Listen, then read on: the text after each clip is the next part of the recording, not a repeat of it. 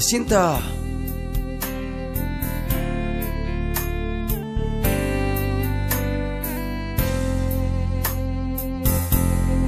Oniki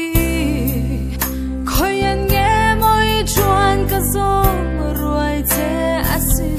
Hey ka chian erik I chung chang thu ka lo lan asin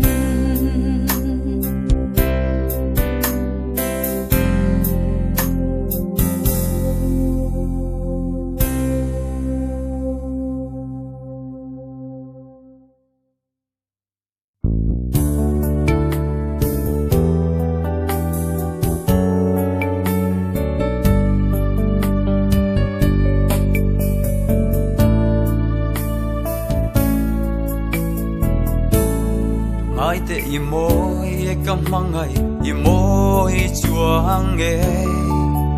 ma se kovel par moi nom chen na mai chuani imoi na hi chuai ti lol su o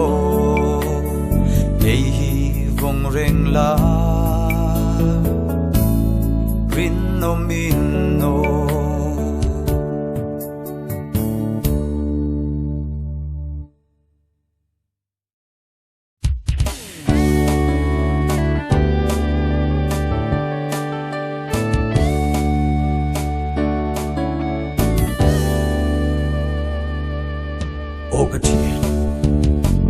hãy share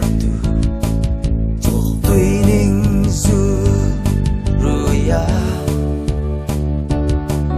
lên lại ni chen chu anh hoa mà xin hắn bếc lao de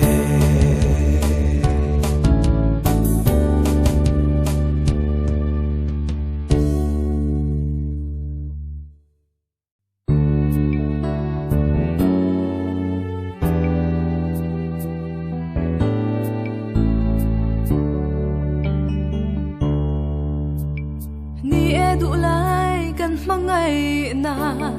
chom nung turin hey zo lại đi whisky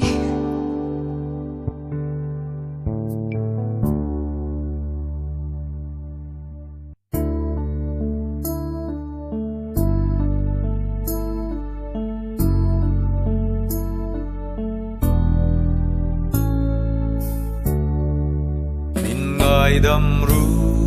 ka trian teu kei chu Christian thalai pol rin nom kani lalpan na phallo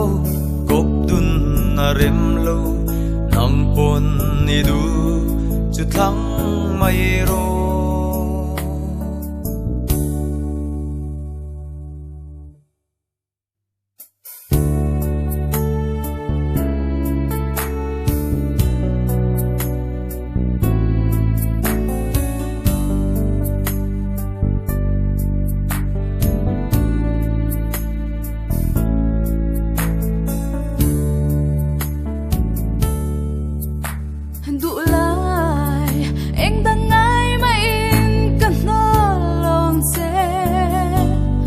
thăng berze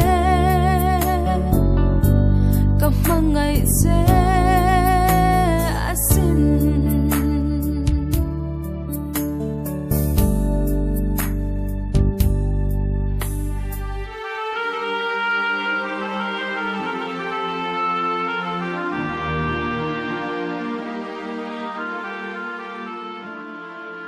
Jacinta Eric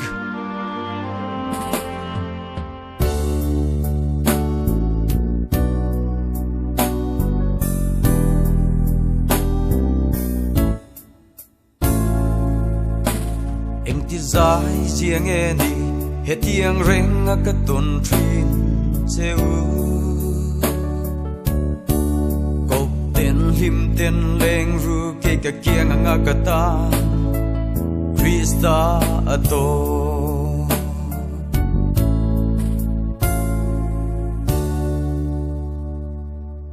Nikki isha thiam lo ni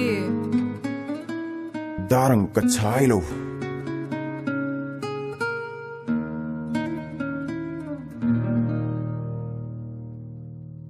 lalpana phallo sin oh kan nuam si a ari lo mai jachinta simsham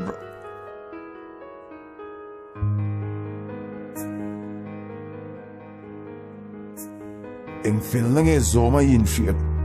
kan hlim na chut cha I tum thin kan du kan nei kan hlim eng dang kan ngai lo phok bo ro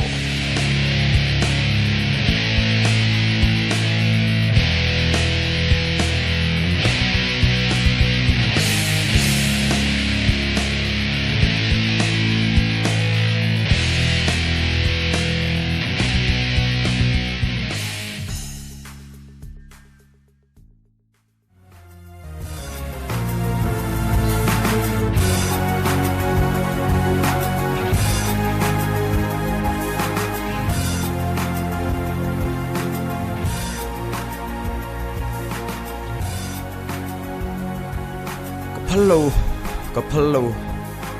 asak mel moi achuayang mo o vanangil te u min puiru jasinta tran pui turin min puiru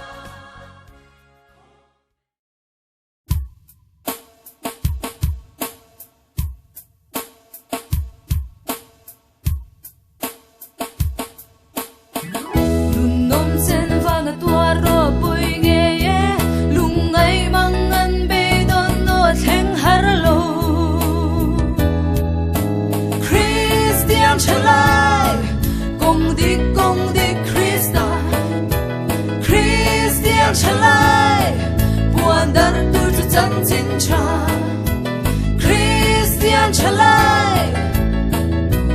phim khuro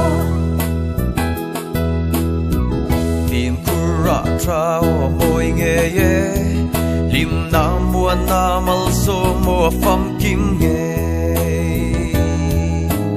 Christian chalai gong di Christian chalai muan dar tu chân chín choa